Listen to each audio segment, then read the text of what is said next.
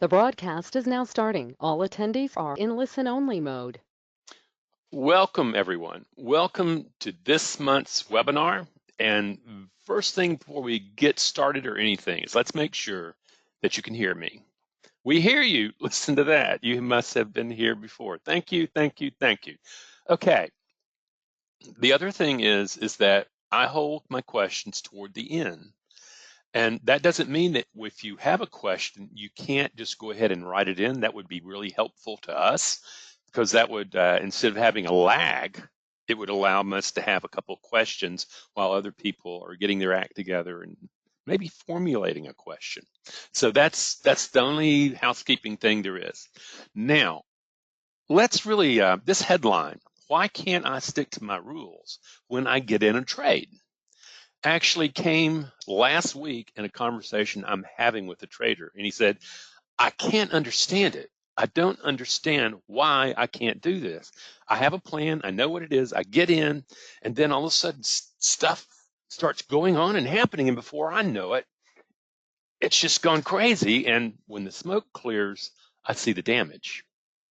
Now, the question we really wanted to look at is what was going on in that guy's mind that he's okay one moment.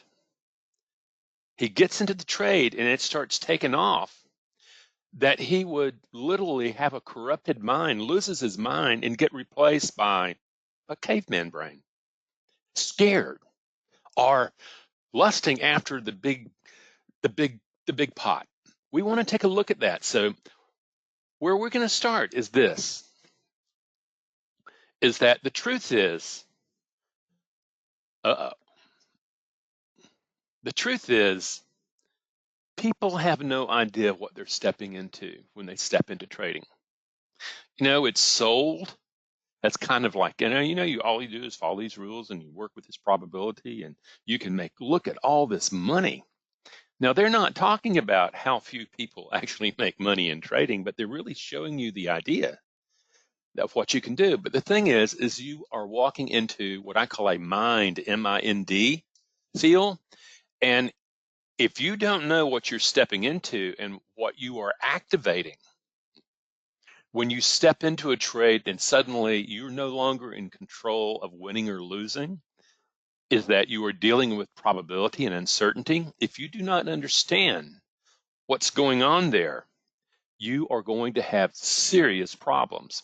So tonight, what we're going to be doing is we're going to take a look at the foundation of the problem, and then I'm going to show you what I teach for helping people overcome that and to begin to really master the self they bring into engaging that uncertainty. So the main thing is this. The mind that you bring to trading is not going to be the mind that's going to produce success in trading. You go, well, why not? The truth is that you have a brain and a mind that comes out of that brain that was built for survival success, biological survival success in a very dangerous world. Back then, there were saber-toothed cats that were looking for us. There were massive animals. And there are also like mastodons that men would organize themselves and attack when the mastodon's 20 times the size of each man. They had to be gaga. They had to have irrational exuberance to be able to charge that and to think that they were going to take down that mastodon and nobody get hurt. Well, there was a lot of hurt. But the thing is that the village needed to be fed. So the deal is this, is that the big reality check, your best friend is something you wouldn't imagine. It's your trading account.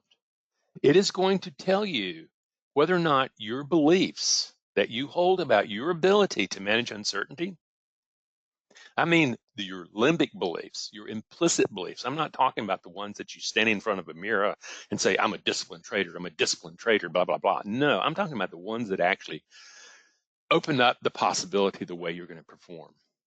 Okay? The deal is what you're actually seeing when you trade, and in your trading account are the beliefs about your ability to manage uncertainty, loss. Okay? you're putting them to the test and you're actually seeing which ones are showing up.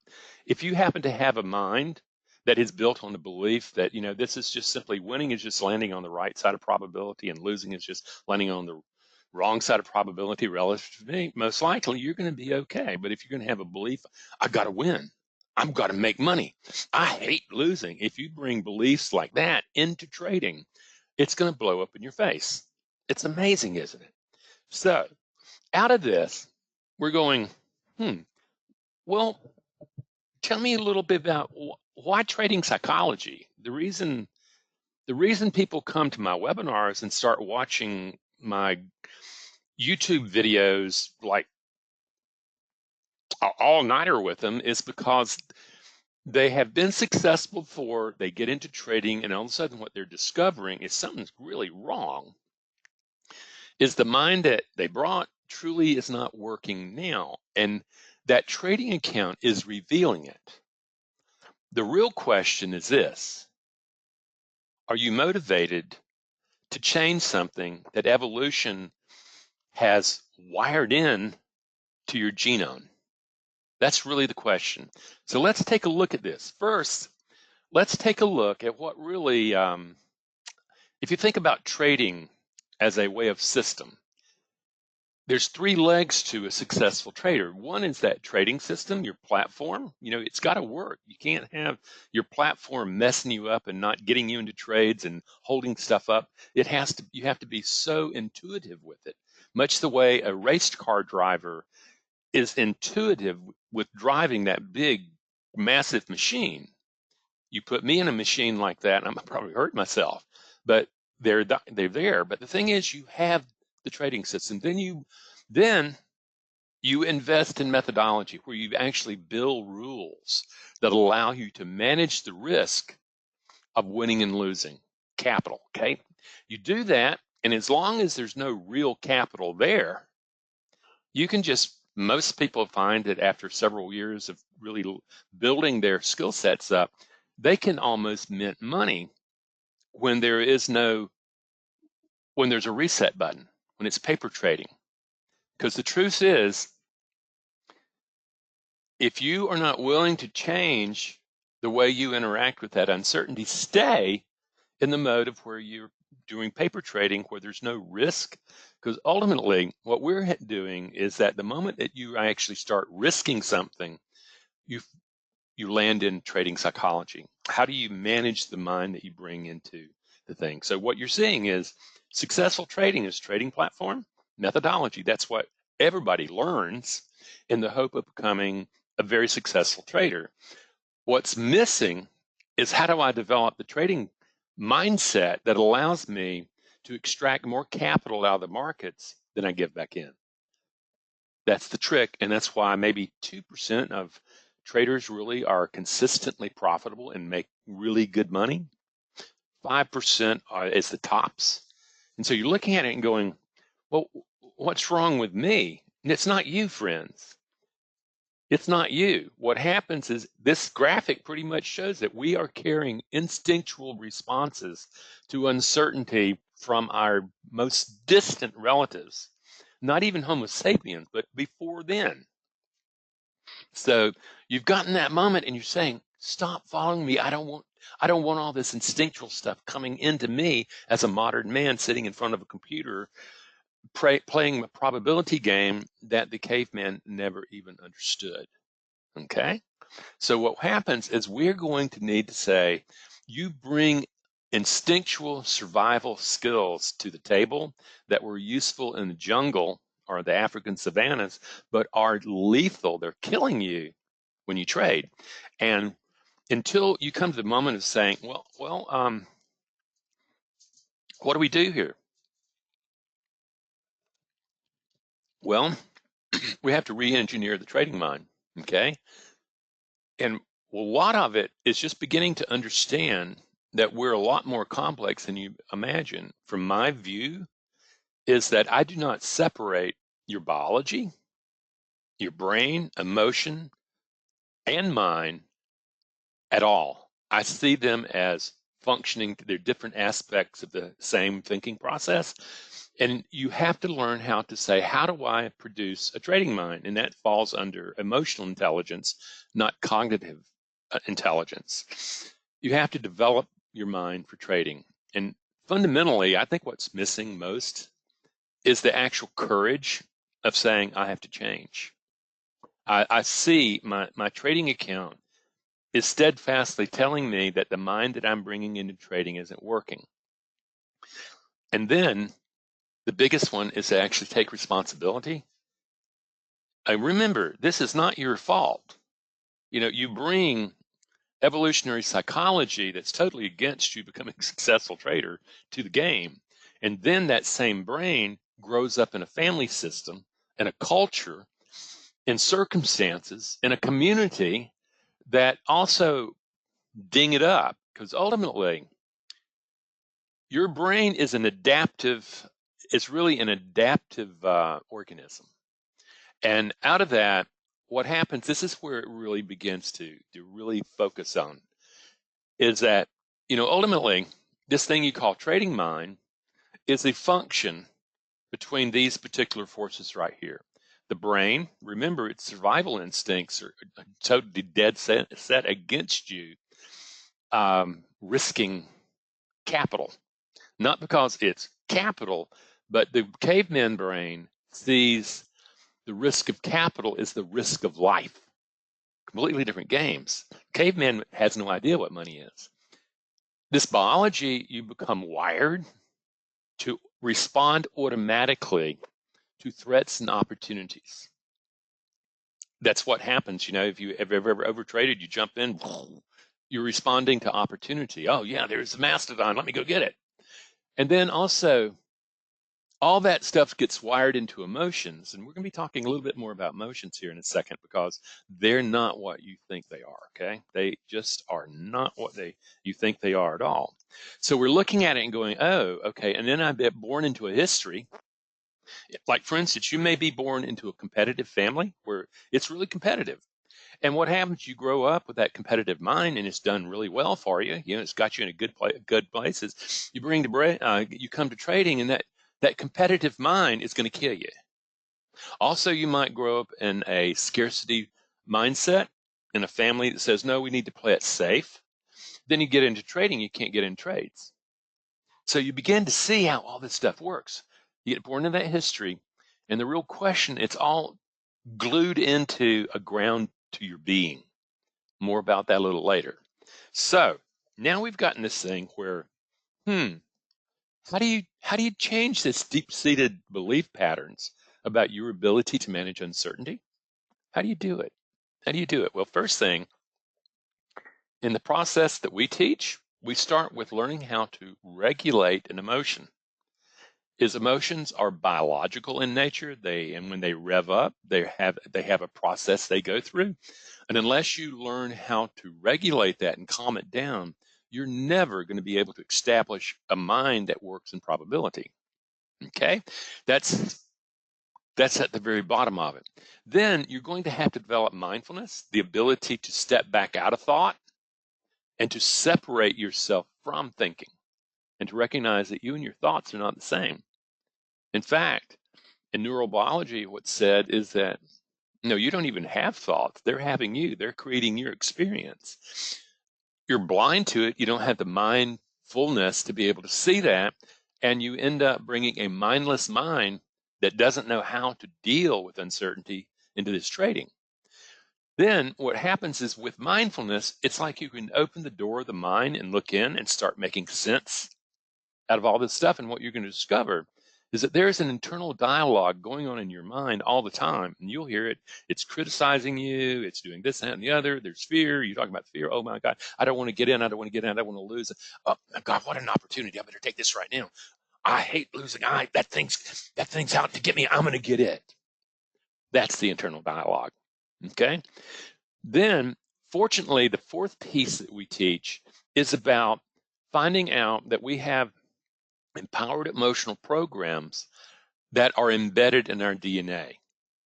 And ultimately, what we want to learn how to do is to awaken those empowered programs and start making them normal, and start making them the ones that trigger when there is a change of status in the markets. That's what we want. We want to control what emotions give rise to mind. We're not trying to control whether or not we win or lose. We're wanting to control the mind that we bring into that moment. And they have some very empowered sections that can really help you. And there are some things that are very destructive. We'll be talking about that. So you've gotten that, but then you have to become intentional. You have to become intentional about what mind you're going to be bringing into the internal dialogue and into your performance in trading. It just can't be any old mind that might be there. Is a really good trader, if he had an argument, or she or it had an argument with their spouse and it still was unfinished, and he's still all that kind of stuff, you don't trade. That's under your skin, man. And what it takes to put together a mindset that can really work in probability, you just have to learn to respect it. Okay? So we've seen this, and this is what we teach now. So the first thing that you're going to have to begin to do is you're going to have to learn emotional state management. And this is where the little brand, this is where emotional intelligence comes in, is first and foremost what you discover is an emotion is not psychological. An emotion actually is a biological action potential that coordinates activity between you, the trader, the organism, and the markets, the environment, the jungle. And if there is once that emotion has found an emotional pattern that works for survival, it will lock it in and it will become automatic. It will become so automatic that it's working on instinct. So when you see that trade going against you, what happens is that the instinctual part of that emotion pops up without you having to think, and it's already in anger, or it could be in fear. But the thing is, that's the pattern. That's the piece that's got there. And your job is to recognize that I need a lot more than IQ. Okay? I need a lot more than spending a bunch of capital on learning how to trade. I also have to invest in myself and develop the mind that can, in fact, engage that, and that's emotional intelligence. How to use emotions. Because ultimately, what you discover is this, is that the lack of management of fear or anger is going to bind you to repeating patterns, okay? Because fear, and particularly emotions' response to that, is what hijacks emotional thinking. Fear is the mother of all emotions. It is probably even fruit flies with 100 neurons in their brain, they understand that if they see a shadow above them, that it really is a fly swatter, and they automatically respond based on fear. Then what happens is that you start developing fear-based or anger-based, which is really a part of fear, as a herd or hunter mentality. If you overtrade, if you revenge trade, that's the hunter. If you have that fear-based stuff, you're running, you're hiding, you're doing stuff like that. So these are the ancient impulses. And you start making trading decisions not out of your trading plan, okay?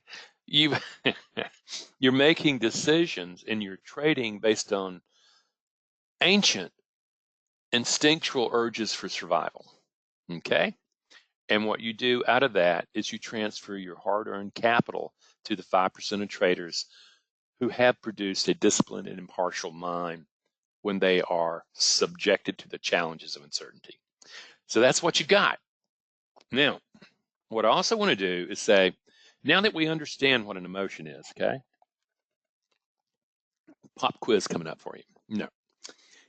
We understand that an emotion is a biological action potential and that it's operating outside of mind. It overruns mind, but it's happening outside. The very first things when there is a change in status, say in the markets, there is the swelling up and the arousal of an emotion. It has to build up energy. Remember, it's a biological action potential. And it's going to have to take action. You have to build up. You have to build up the energy ready for that, fight or flight. Then what happens is the next thing is that there is the motivation of that emotion as it arises. Those motivations: attack, avoid, fight, flight, or approach. That's another deep primitive motivation, emotional motivation, that you need to learn about and to start developing for you to be able to approach uncertainty. Completely different emotional response at that time. There's also the meaning. The meaning is the beliefs that you hold about your ability to maintain yourself under challenging moments of uncertainty. And the truth is most people have beliefs that are not good for accumulating capital in trading. The fourth part of the emotion is the feeling, is that, I hate that feeling, that pit in my stomach, blah, blah, blah. That feeling is actually the chemistry of an emotion operating in your blood and your brain, altering the way you perceive reality. And it just so happens, if you have a belief that in the end, I have to win in order to matter, I have to make money in order to matter. Well, what happens is you're going to find that to be a hard belief, meaning that's now becomes cemented to the emotion. And suddenly that's the alpha's problem, is that they want to win, but they want to win to make money, to prove themselves, to show that they matter, that they're in control, and that they have great status. It's really interesting. Just before I came on here, I was talking to a good close friend of ours, Mitch Abel, and if you are looking to find out how to trade options, you need to check him out. He's made well over $200 million in the last several years. And basically what he was talking about is how, and I said, Mitch, how did you learn to do this? And he said, it changed. What happens is my beliefs changed, because I lost a lot of money at one time, and it was a lot of money to me now then. And I thought for sure my wife was going to leave me. And I told her about it. And what she did is we cried together, holding each other. And out of that, what I learned was that whether or not I win or lose, I'm okay. I'm loved. Now, that is what did it for Mitch. He said, winning and losing is nothing. My wife is not going to leave me if I win or lose. She might get pissed off at me. She might be happy for me. But the thing is, they're rock solid. And that is the kind of beliefs that you're going to have to develop. And he had to change his beliefs about his sense of being lovable, about his mattering, and about his worth as a human being. And he was able to see it through the eyes and actions of his wife. That's how he started building the mind that could manage uncertainty. Okay? Now, so we've gotten that feeling, and the temperament. That's genetic predisposition, and that's something where if you happen to be the nervous type, you come by it naturally, that kind of thing, you're still going to have to learn how to manage that, okay, so that it doesn't just absolutely roll over you. So now we have a definition of emotion. We have how an emotion is structured. And what's important about this is that once you grasp what an emotion is, and once you see, oh God, there's actually an emotion's a fairly complex thing. Yeah. And now we are going to learn how to start saying, hold on a moment, we're having some. Okay. Now what we want to do is, how do we go about mastering your emotions and developing your emotions to have a different response to the challenges of living? This is where emotional intelligence and the understanding of emotional intelligence is so powerful. And emotional intelligence, fortunately, can be developed.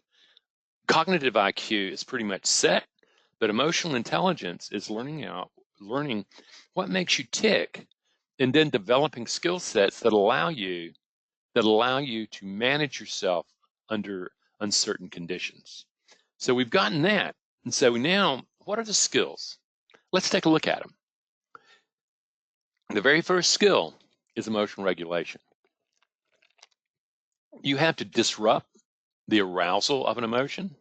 And do you remember that arousal? That's the very first thing that happened, is that when there is a change in status, automatically, by definition, an emotion is going to rise. As that emotion starts gaining arousal, getting ready to act, that's where it needs to be calmed down. What happens is if you hold your breath, or if you have rapid breathing, you are fueling fight, flight. You are asking, please come in. Most people are blown away when I have them study. I often will have them take pictures, have film of themselves as they trade, and they're blown away when they realize, oh my God, I'm not breathing. Look at that. I am tense. It looks like I am a stiff. That's all emotional arousal. The muscles get tense, they get fixated, the heart starts pounding, and that's tell you, oh, we're putting the chemistry of that emotion into the bloodstream, friends. You have increasing energy, and suddenly the reactivity, just like that. That is how an emotion takes. And that, what I've just explained, takes nanoseconds to happen. For information to get through your senses into your thinking brain takes at least a quarter of a second. You have the emotional reactivity of learned emotional patterns based on situations firing and in the bloodstream in nanoseconds. And you have a thinking brain that you desperately need during trading already blown out of the water before the information even gets there. Friends, that's the thing that holds you back. That's the piece that's saying, I need to change this. Yeah, thank you.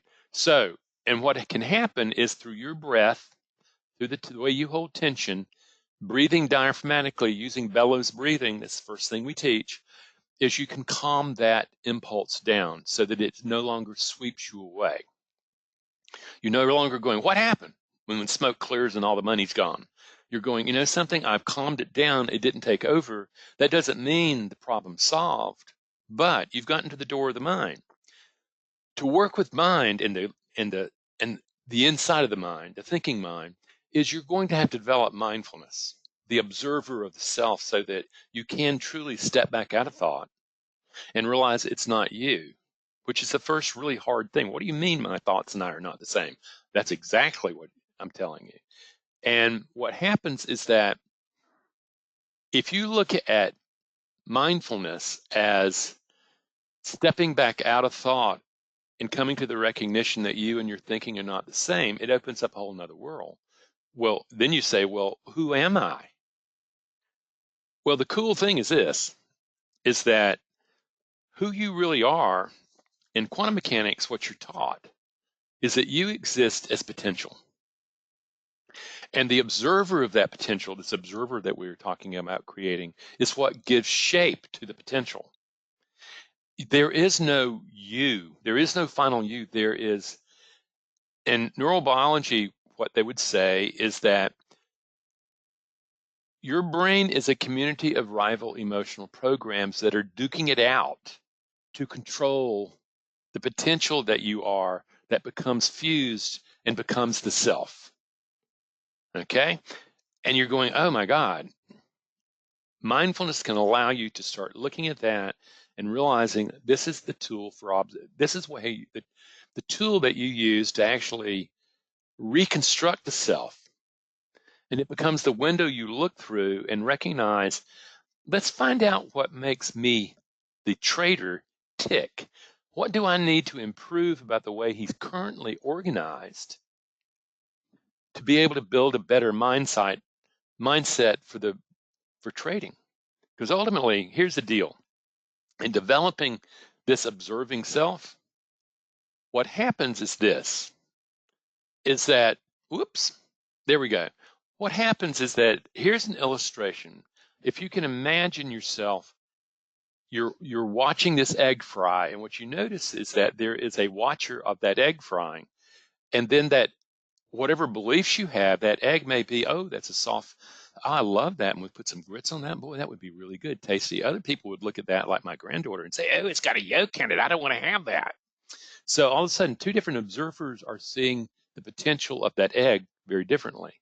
But this is also where our beliefs become embedded, and our beliefs start forming what we see in the world. If you believe that the markets are out to get you, if you believe that you're never going to make it, if you believe you're going to make a whole bunch of money, those are not beliefs that are going to serve you well in trading.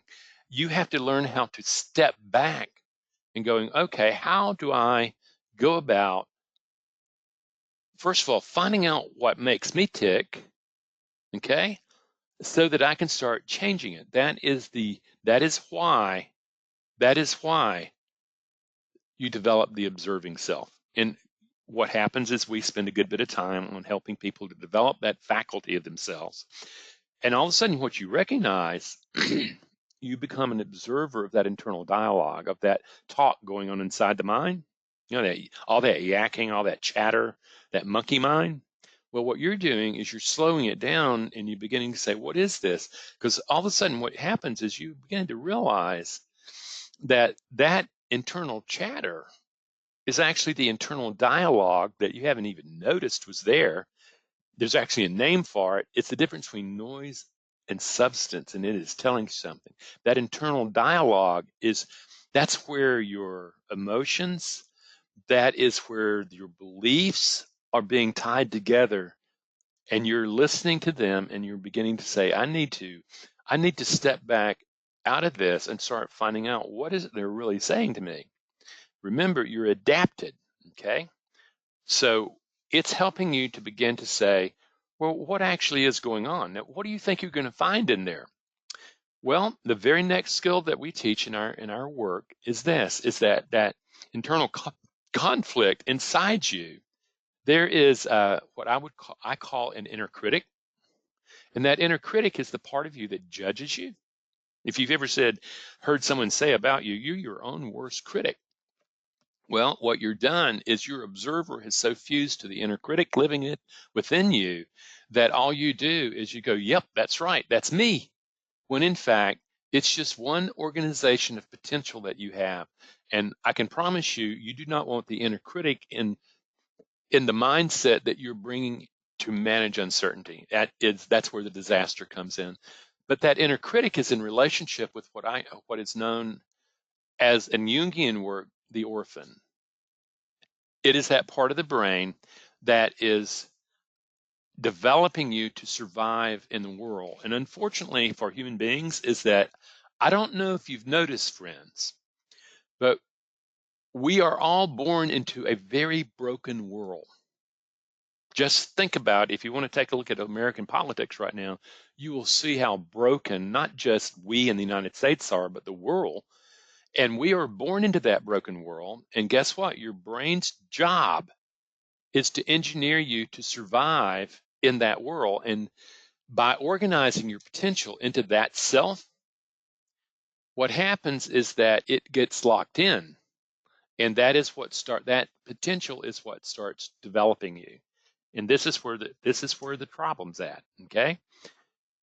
It is this finding this inner critic and finding this adapted self and recognizing that those are just two parts of the mind that you have. And by the way, when you move from the brain as a community of rival emotional programs to the mind, what you're really doing is the mind is a space where these aspects of self, these emotional programs, are given voice. And what you hear the voice as is thoughts, or you might see those thoughts. And the deal is that those thoughts are part of a governing committee of the mind, where the CEO or the chairman of the board has been asleep at the wheel, and he wakes up and starts looking and realizing that his governing committee has enormous competitive pressures going on, and there is a mutiny going on about which direction the self is going to go. And this is the tool where you go, and this is the bad news. This is the part we call the bad news. And it's the part that you really have to kind of begin to understand, or you stay stuck in all these limiting patterns. Like with this next slide, I want you to take a look at this. This is where we're using these two dancers, because that inner critic and the inner critic and the orphan nature kind of are like these two dancers. They're in an intimate dance. But that inner critic is the part that judges you, that criticizes you, that you never measure up. You're not good enough. Tempts you, has you inflated your ego, and all of a sudden you start lying to yourself. And it's the part that predicts doom. Okay? And anytime you've taken a loss and you hear all the stuff there, that's not you. I'm asking you to step back out of that and to recognize, oh my God, that's the inner critic, and the part that feels horrible is your orphan adapted nature. And what you'll notice on the right side of this screen, I've named a few of this. I doubt, oh no, I'm gonna never win, Chicken Little, oh my, negative assessments of the future, gambler, I'm gonna take all that money. The perfectionist, something, if I do everything right, then I won't be wrong and people will like me. The entitled one, I spent all this money to learn how, and I'm going to win. The con, you just lie to yourself, okay? The fraud, you're pretending to look good when you're not. Your orphan nature, that's when you trigger to fear, trigger to anger, that is your orphan nature, friends. The saboteur, that's the part of you that says, I'm doing pretty good. I've got this. Hey, I think I figured this out. Yeah, man, I feel pretty good. You cannot allow yourself to feel good when you trade. It's when you feel good, you're producing euphoria, you're triggering dopamine to be as a transmitter, to be a neurotransmitter to be built in your brain, and suddenly you're snorting cocaine while trying to trade. And that is not a good deal for success in trading, okay? And also the other side of that is you start winning and you go, oh my God, something's got to fall. This is too good to be true. Another one that's very important is rebel. That's the one that hates losing, and when that trade goes against you, because I'm going to get you, I'm going to show you, I'm going to show you, yeah, I'm going to hit it. And before you know it, you blow up, and all of a sudden the trading gods don't really care, but you've just taken a big loss. And the alpha, and you might think, well, what's wrong with alpha? Man, it really served me well at one time. Alpha wants to win, which you don't have control over. You want to make things happen. And in trading, what you learn is you don't make things happen. You take what the markets will give you. And I have to win, and I hate losing. Well, that's tough. And the deal is, all of it's for status. I matter because I am the alpha. And the truth is it's a very bad mind to bring to trading. It's very good in building a successful business and stuff like that, but to actually bring it to trading is dangerous. And the truth is I don't have a really outstanding business if it weren't for people acting from this. So what I want you to understand, this is what's going on inside your head beneath the radar screen. And this is what has to matter. This is where you have to go in and say, I need to take a good look at this, even though it's uncomfortable. I need to start recognizing these two forces have had carte blanche access to my mindset that I bring to the management of uncertainty for a long time, and it's demonstrated it's not working well. So what you're doing, you're saying, what do I do there? The fourth skill that we teach is using mindfulness to develop indwelling resources. They are emotional programs living in you that have been around since our caveman days, that are built to pull groups of people together and for them to be able to survive the challenging circumstances. And this is the thing, is that you may not have learned how these can work right now. The thing is you're going to have to learn how to pull them up and build the mind, and rather than the one that's in mutiny under pressure, okay, is you're going to have to build that. And this is when you start realizing that, oh my gosh, as a human being, as conscious creation, you have been given a tremendous gift. You can actually reorganize the self that you are, the potential that you are, into a mind that can, in fact, manage uncertainty and distinguish between money and power. It's a big deal. And to recognize that the game of trading is not about winning and losing. It's about performance. It's about following your rules. It's about performing your plan, even when all the sorts of flack, and staying in your rules, even when the flack's all around you. This mind can be built. And that is the very powerful thing that is so wonderful. And this is the deal.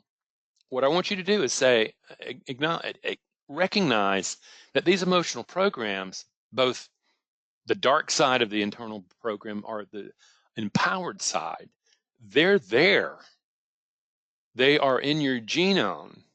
It's just a matter of whether or not you've had the mindfulness to be able to spot them, or even the ability to calm down long enough to be mindful, to be able to spot these and say, you know something, I need to rearrange the emotional programs, the archetypes that I use to build a mind to bring to trading.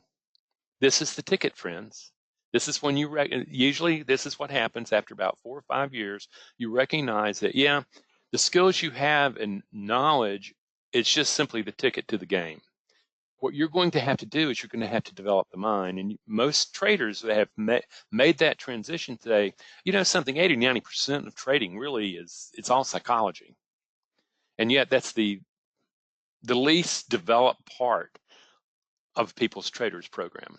Look at where you've learned psychology. They may give you lip service and stuff like that, but they don't teach you a process to produce a different mind. And that should tell you something. But what do these emotional programs look like? Well, I have isolated 4 programs that are absolutely necessary to produce a mind that is stable, disciplined, patient, and impartial when in the midst of the challenging moment of uncertainty. You have to have the courage of a warrior. You really truly have to look at yourself in the mirror and say, boy, something I really messed up. And you're going to have to start learning from the mistake rather than hating losing. You're going to say, what do I learn from this? But you have to have the courage to master your own dragons. People don't like that. They don't have the skill sets, and yet that courage of a warrior. Remember, the courage of a warrior is not about He-Man. It's not about being a tough guy.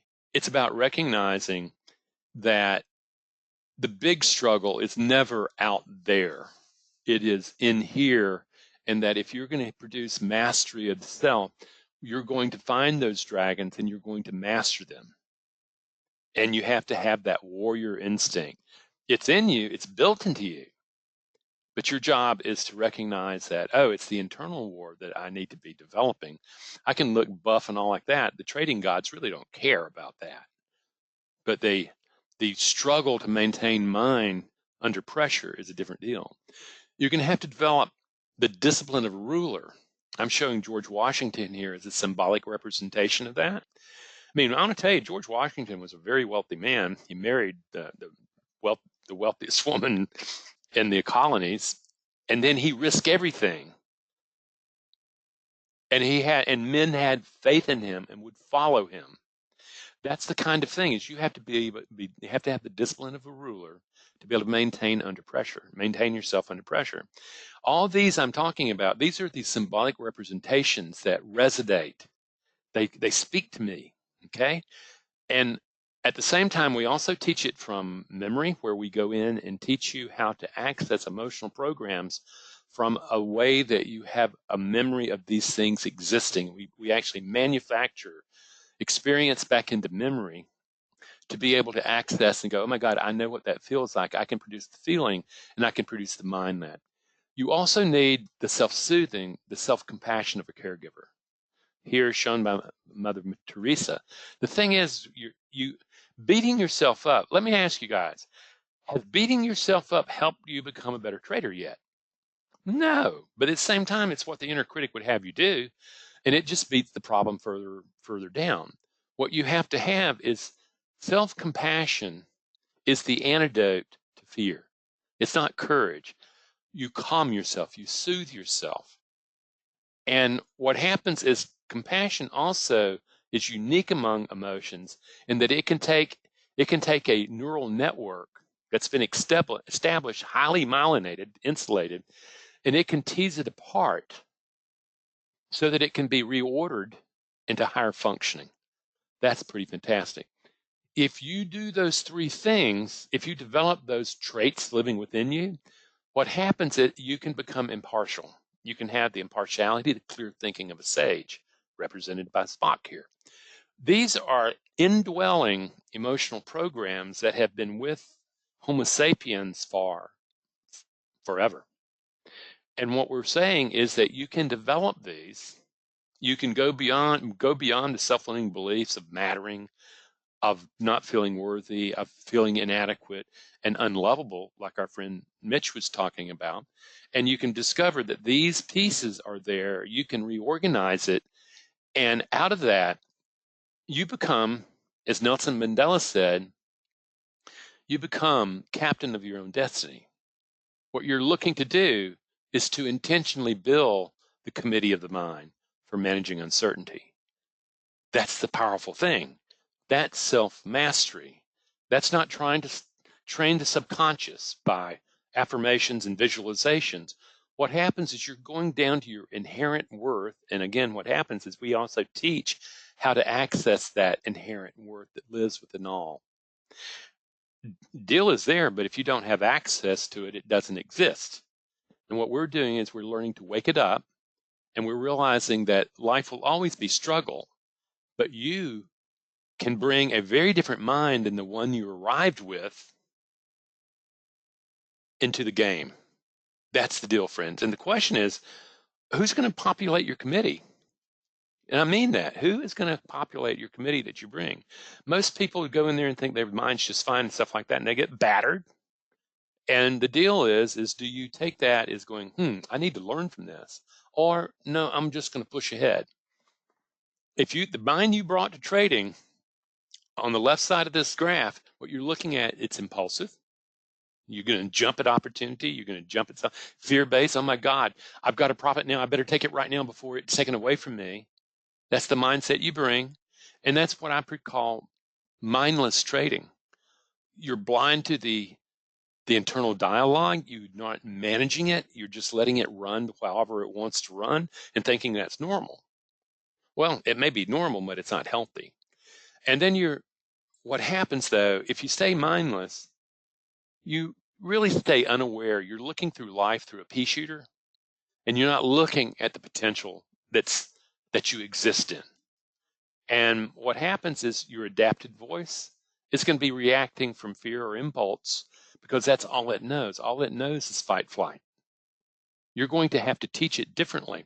Or what you can do is you can become a master of the self where you're emotionally regulated, you're calm in your focused mindset, and you realize that, you know something, I am in command of the mind that I bring into the performance. I'm not in command of winning and losing. I am capable of producing the mind. And it's that mind, it's that intentional mind that I'm saying that you can develop. That is the edge, friend. That is the psychological edge that you need to drive your method edge. Otherwise, your method edge, the moment you get in the trade, like when we started in the beginning, this guy's, he can trade, he can just mint money when he's not really risking capital. But the moment he's risking capital, gets into trade, something takes over and he's gone. What we're saying is that, you know something? By developing this mind differently, you no longer have to act from fear. You're no longer trying to cover the fear up and pretending it's not there. You're no longer trying to pretend that the inner critic's not there. No, you develop the self to confront them, to master them. Friends, that is what a trader is going to have to do to be in that 2 percentile. There are people I know that, in retirement, that's what they do is they trade in a group, and it's something that occupies their time. And if that's what they want, good for them. They found a fairly inexpensive way, as long as they're not risking too much capital, of playing around and finding a bunch of guys to hang out with and stuff like that. Or you can say, you know something, I am here to really truly not just make money. What I realize is that if I do everything, if I've developed the mind, yeah, I'll end up making money. But the real thing is what happens is that trading provides the ground for me to produce self-mastery. Okay? That's the deal, where this course impacts you far beyond trading. You begin to realize that truly it's amazing. So my question to all you folk is this: how do you become the change? You can wish and hope. I understand that. I know a lot of people that wish and hope. I was talking to this trader literally just before getting on here, Mitch Abel, And he says, yeah, I have a guy in my class right now, and what happens is that he knows how to trade, but when he gets in there and the capital, stuff like that, he just freaks out and blows up capital. And I have been trying to get him to come to you, Randy, but he just won't do it. He can't, he just doesn't want, he just don't, I don't know, Randy, I don't know why he won't come to you. He's losing a lot of money, and it's very clear that he's not in control of the money he brings in the moment. All I can say is, may he hit the brick wall enough so that he wakes up and sees that the mind he brought to the game isn't working. And there is no shame in recognizing that I need to develop the mind for trading. And we've got a couple ways to do that. We have a group course. It's 5 group meetings with me, and it's a webinar format. Meetings are recorded so that all the time challenge people will be there. And you end up getting copies of all the recordings and all like that. What happens is that it teaches the very process that I just showed you. Okay, it teaches it about how you put together this mind to engage that. And you have unlimited access to it 24/7. And the next one we're having is going to be starting in March. I encourage you, if you're really thinking about this, to register early, simply because for you to you first train on breathing, and it takes about a month, 2 months to be able to start reorganizing the way you respond breath-wise and intention-wise to uncertainty. People who do that come prepared for the class, because we're going to jump right in. And if you register the day before, it's going to be an uphill ride. So we even give you a free gift that's worth a couple $100.